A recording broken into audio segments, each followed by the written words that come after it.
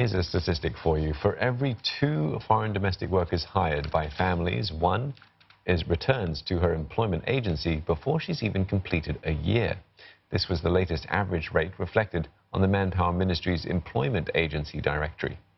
It was for the period between October 2016 and the same month in 2018. As Geraldine Yap tells us, expectations and reality, well, they often don't match up.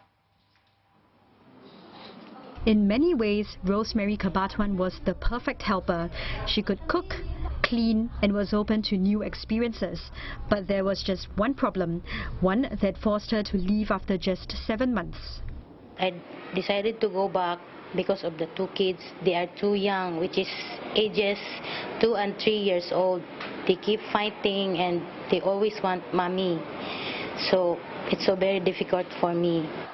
Between 2016 and 2018, nearly 53% of helpers struggled to stay with the same employer beyond a year.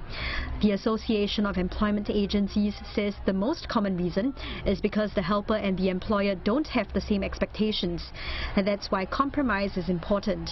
But when this doesn't happen, the association has seen relationships descend into conflict and, in extreme cases, physical abuse.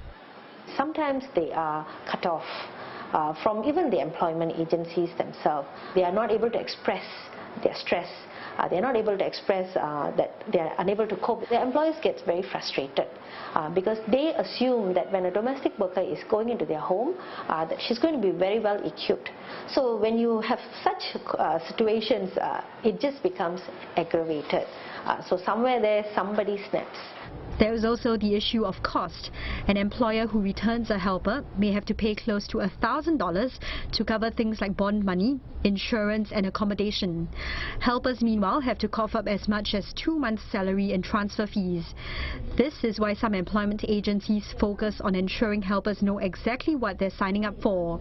We get our people to understand more about their weaknesses, their strength, and at the same time, prepare them what is it like to be working in Singapore. And for some customers that have very specific needs like caregiving or baby care, or that we will inform the trainer and we will customize the training, try to customize the training for the helper.